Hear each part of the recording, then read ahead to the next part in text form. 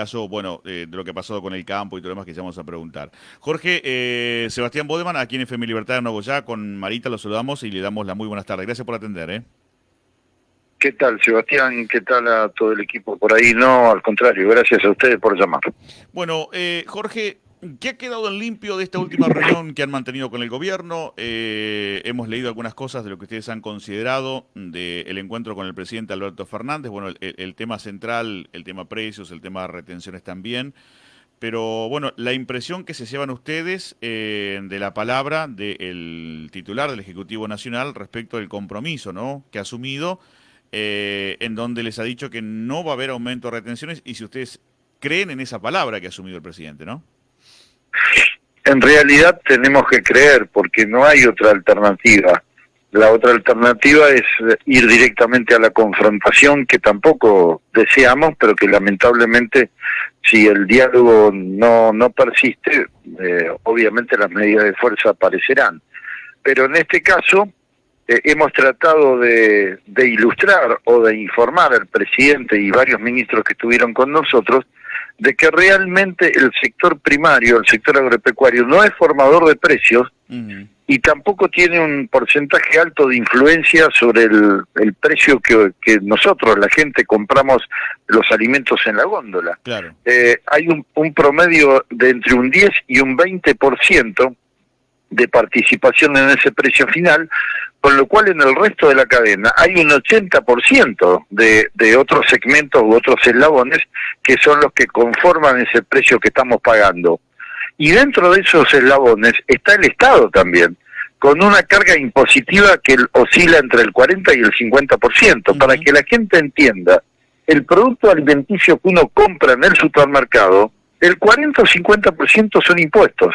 Entonces, ¿cuál es la influencia que puede tener el campo con una tan baja proporción de participación en este precio final? Claro, ahora el otro día lo analizamos aquí con Ezequiel Tambornini, un poquito a este tema también. Ezequiel nos decía que buscaba la parte política del presidente encontrar en el campo un enemigo. ¿Ustedes notaron desinformación en el presidente, digamos, por querer argumentar justamente ese tema con los precios?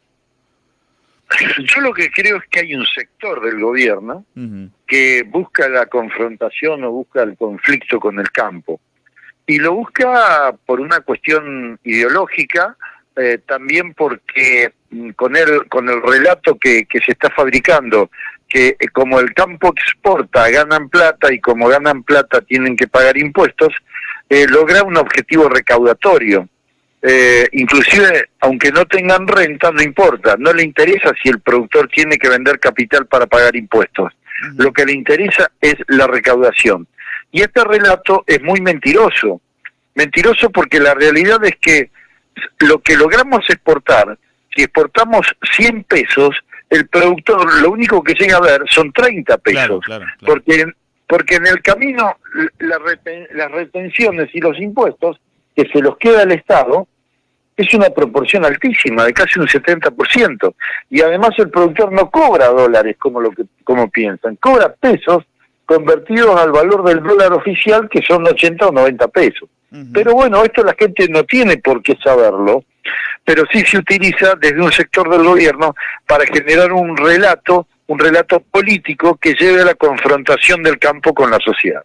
Jorge, ¿ustedes le alcanzaron al presidente alguna idea de cómo comenzar a sanear un poco la economía? Digo, ya que el presidente busca por este lado, busca por todos los sectores, y uno ve que las propuestas en realidad más abarcan la parte de ayuda social que otra cuestión. Obviamente que la parte necesita un financiamiento interesante, pero da la sensación de que otro plan no hay. ¿El campo le acerca alguna idea o no es bien recibido si, por ejemplo, dicen, presidente, mire, nosotros queremos ir por este lado? Mire, nosotros desde que asumió el presidente le hicimos entrega de un documento de 14 puntos, que es lo que trabajamos desde las entidades de la mesa de enlace del campo, sobre lo que el campo necesita. Claro. Pero sí, para la reunión de ayer, le llevamos diferentes alternativas de análisis de las cadenas, para transparentar la problemática y mostrar lo que le acabo de decir, que hay un 80% que está definido por otros eslabones, que son eslabones de la industria, la distribución, la comercialización y el propio Estado, como decía recién, con sus impuestos, que realmente si equilibramos toda la cadena, vamos a encontrar una salida para que los productos no sean tan caros. Pero evidentemente hay eslabones que se llevan en principio mucho más que lo que se lleva el productor. Y por otro lado, Federación Agraria le presentó también al ministro Daniel Arroyo un proyecto con lo cual se podría bajar el IVA y de esa manera abaratar el precio de los alimentos al público, ¿no? Claro. Sí, claro que le hemos llevado alternativas. El tema es que muchas veces esas alternativas políticamente no convienen, y es por eso que a veces ni siquiera se mencionan. Jorge, las bases, ¿cómo tomaron esto, digamos? ¿Están tranquilas? Porque nosotros hemos monitoreado aquí en la provincia de Entre Ríos, por ejemplo, hablado con mucha gente, y la verdad que había una inquietud, ¿no? Había una alerta, había gente que estaba, bueno, con los ánimos bastante encendidos, ¿no? En el sentido de querer movilizarse, de querer salir. ¿Cómo tomaron esto las bases? La realidad es que haber podido frenar un incremento de retenciones y la intervención de los mercados es una buena medida que tranquiliza al productor. Yo le diría que el productor estaba muy angustiado y muy preocupado porque con los bajos niveles de rentabilidad que hay, si se incrementaban las retenciones hubiera sido mucho más problemático. Y mucho peor si se intervenían los mercados con los cupos de exportación. La historia nos mostró que cuando se aplicaron estas medidas en el gobierno anterior de este mismo gobierno, logramos que desaparezcan 12 millones de cabezas del stock vacuno y nos costó lamentablemente un resultado totalmente diferente al que se buscaba. En lugar de solucionarse las cosas, se empeoraron. Claro. Bueno, leía uno de los caminos, y esto como para referir un poco al tema de las economías regionales, ¿no? Y todo lo que está pasando en distintos lugares. Uno de los caminos es el tema de la desafectación impositiva, ¿no? Esto ustedes dicen o sostienen en algunas partes que va a impulsar un poco más la producción en todo el país, un aumento de producción progresivo, ¿no? Y sobre todo llegar a los más pequeños, ¿no? Esta es la idea. Sí, sin duda. Estamos convencidos y además hay pruebas fehacientes que cuando uno alivia la carga impositiva, automáticamente el productor invierte más y produce más. Y esta es la salida. Si nosotros queremos normalizar la situación, no lo busquemos por el lado de restringir la demanda.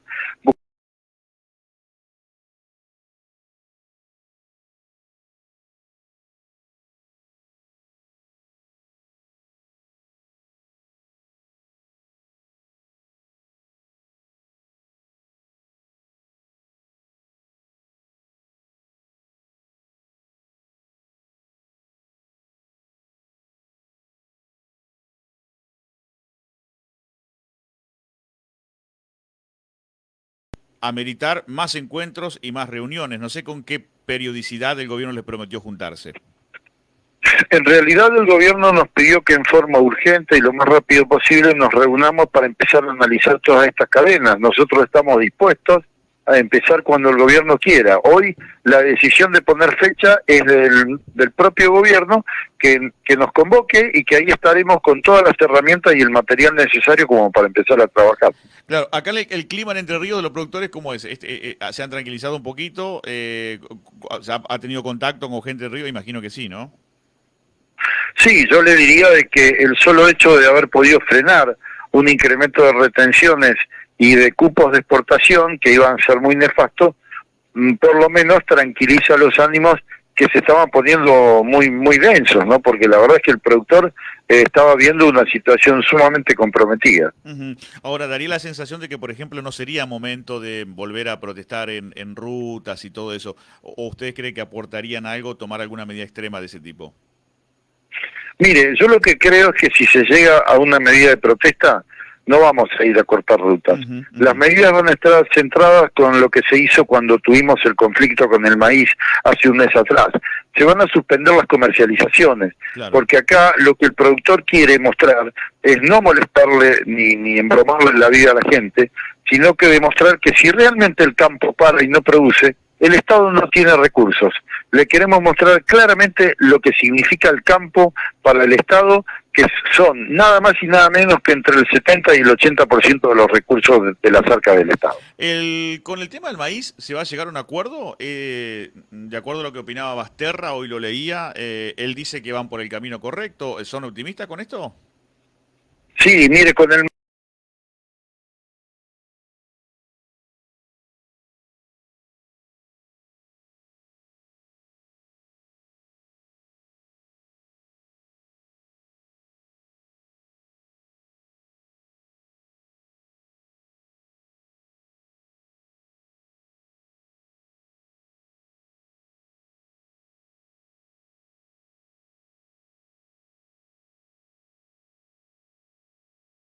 situación de conflicto que si hubieran sido más serios en el manejo de la información, nos hubiéramos evitado gastar energías en algo que no le gusta a nadie, que son las medidas de protesta.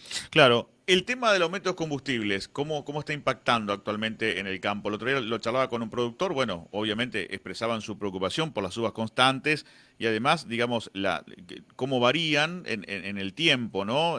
Las subas que son muy juntas unas con otras y obviamente resienten un montón y había mucha preocupación. ¿Cómo ha impactado esto? Mire, el gasoil es uno de los principales insumos que se consume en el campo, con lo cual cada suba que tenemos de combustible es un recorte en la rentabilidad del productor. Ujú. Así que impactan negativamente, muy negativamente, porque, le vuelvo a repetir, es un insumo que se utiliza muchísimo. Claro. Bueno, así que a esperar con expectativas entonces los arreglos que quedan pendientes y bueno, para toda la gente termina siendo, Jorge, una buena noticia de que por lo menos el diálogo esté encaminado y que no haya que tomar, digamos, decisiones extremas, ni tampoco salidas extremas, que la verdad que preocuparon muchísimo.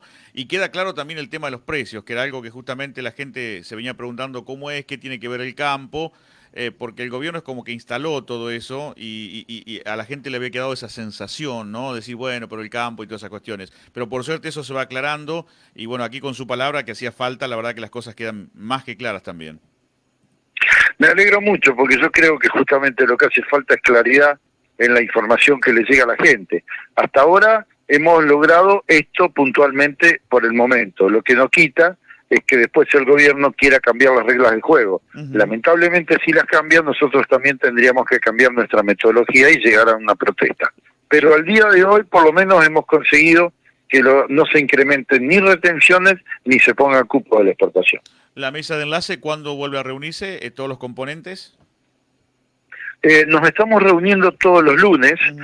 Obviamente, si hace falta más, lo hacemos entre semana también, pero en general todos los lunes tenemos reunión, así que este lunes, a pesar de que sea feriado, vamos a estar conversando entre los 4 presidentes como lo hacemos semanalmente. Jorge, muy agradecido por la charla en la tarde, un gusto como siempre, gracias por atendernos y nos estamos comunicando prontamente para seguir muy de cerca la evolución de este tema que le importa a todos los argentinos y también a los entrerrianos, ¿eh? Muchísimas gracias a ustedes y fue un placer charlar un rato. Un abrazo para todos. Muchas gracias, hasta luego. Jorge Chemes, presidente de CRA, charlando